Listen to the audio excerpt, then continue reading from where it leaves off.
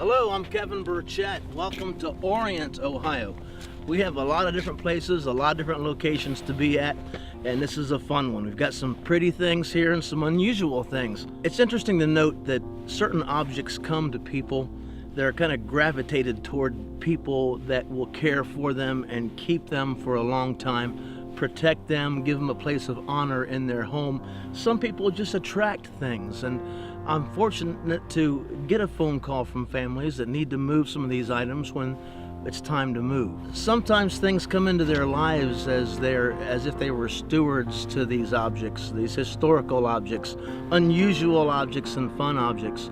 And I count myself very fortunate to have the opportunity to help these items move on to the next owner, to the next person that will love and care for them for another 100 years perhaps. Orient, Ohio. Let's go see what we can find. This catalog is written by BC of Vintage Bazaar in Grove City, right on Stringtown Road. She has frontage there that she can receive items and put them on the internet and get them sold for you. Here in Orient, we're at a horse farm. We're at a horse farm where they're currently stalling 21 horses. And wait till you see this neat object we've got to show you. Watch this.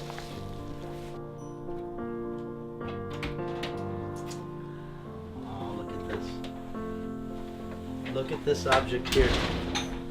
Ladies and gentlemen, a quintessential antique in the American home is the Hoosier style cupboard. Here's a beautiful example. This is probably a Sellers or a Hoosier where we don't have a tag. We don't have any evidence of a tag being here, but this is definitely post-World War II in the victory years, when ladies' kitchens became a place the whole family would gather, and there was colorful china and white painted cupboards and the Art Deco handles. It was a happy time in the world, and the kitchen really showed the happiness. And this is a very nice example. I'd like you to look at this top of how clean this is, how perfect the granite ware is. It's just unfound. It's just hard to find them in this condition. We have the camber roll. We have the flour sifter, all intact and ready for your home. The splash of color came into the kitchens, ladies wearing fancy colorful aprons, the Fiesta china in the reds and the blues and the whites. And this is from that era, marking the victory years in American history. Everyone had to have a Hoosier cupboard. I think if you're over 50 years old, you probably had one in your house. This is a great example of a Sellers cupboard, and it's on the auction. A 6-foot tall yearling colt, an original carving by Max Turner. This casting is just fabulous. The detail is great. It's hollow, so it's weighty. It's 300 pounds. 2 people will have to handle it. But what a cute item. What a neat thing to have in your foyer. It was made for a family that had an extremely large condo, and it was going to be in their foyer, but it had to change hands, and here it is in Orient, Ohio, on a horse farm. Isn't it lovely?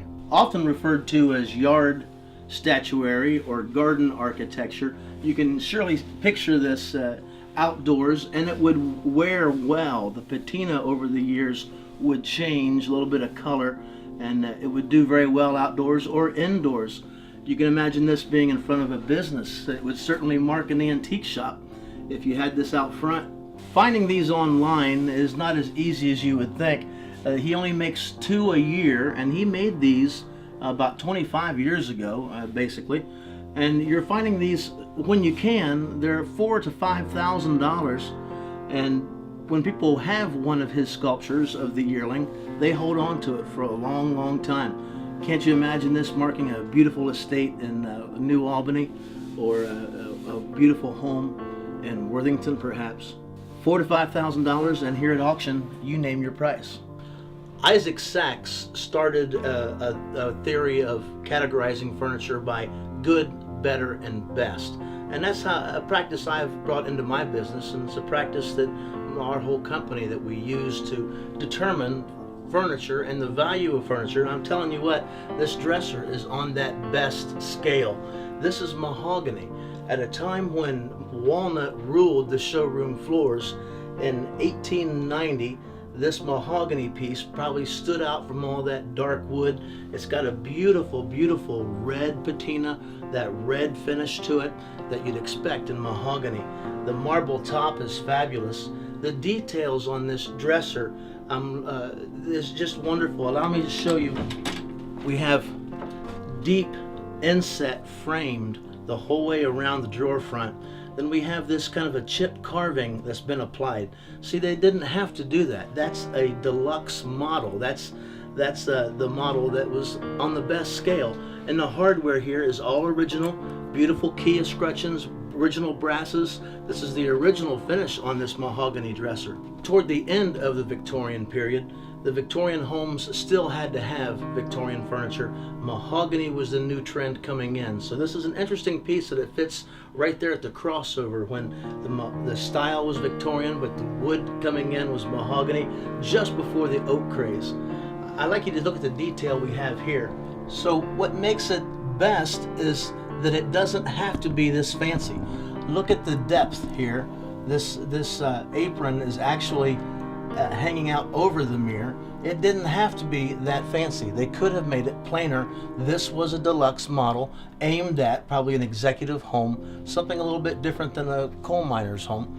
And you have the impressed leaves, and then the crown up here has indications of the period, that it has the architectural elements, getting away from the Victorian furniture and coming into an age when linear design was popular and demanded in furniture. The bevel mirror, the 3/4 inch bevel, was a very expensive option. Again, they didn't have to have that. It could have been a flat mirror, but this is a deluxe dresser. And then again, mahogany. It's just so unusual to find them in mahogany. It's refreshing, and I think it's a little bit more valuable than its sister dresser would be in walnut. So these three large items I've shown you are staying here in the house in Orient, and you'll pick these up here at this location. The other items that we're scrolling right now will be picked up at BC's Vintage Bazaar on Stringtown Road in Grove City. BC, how long have you been writing with ColumbusOnlineAuctions.com? Well, I think it's been going on 4 years now, Kevin. Shortly after you started on the onlines, I came over and decided that I wanted to give it a try, and I've been doing it ever since. Aren't we lucky to be in this industry and get to explore and find? Tell me some things that you found in this house. Oh, I found a wonderful Hoosier type cabinet, and of course the large size yearling bronze sculpture, which is amazing. It'd be great anywhere. I'd love to have it myself, but I'm in a condo, so it's not going to work. But a wonderful Crocs, lots of cobalt blue glassware, beautiful shape. Everything's in really good, clean shape. Some copper pots, some little tiny miniature things, and a great potbelly stove. It's one of the old cast iron parlor stoves, smaller. It also has a feature on it where it was made into a lamp, but it's very easy to take that lamp part back off. It's still a workable potbelly stove. Well, I'm looking forward to seeing your catalog and looking at that. Without asking personal questions about this estate, is this a downsizing job? I believe they're just trying to get rid of some excess things they've collected over many, many years, and the house is getting kind of full.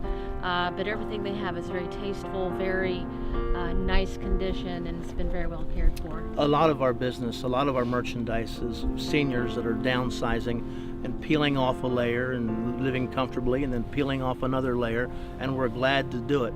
The online auction catalog is the perfect venue for that kind of a customer.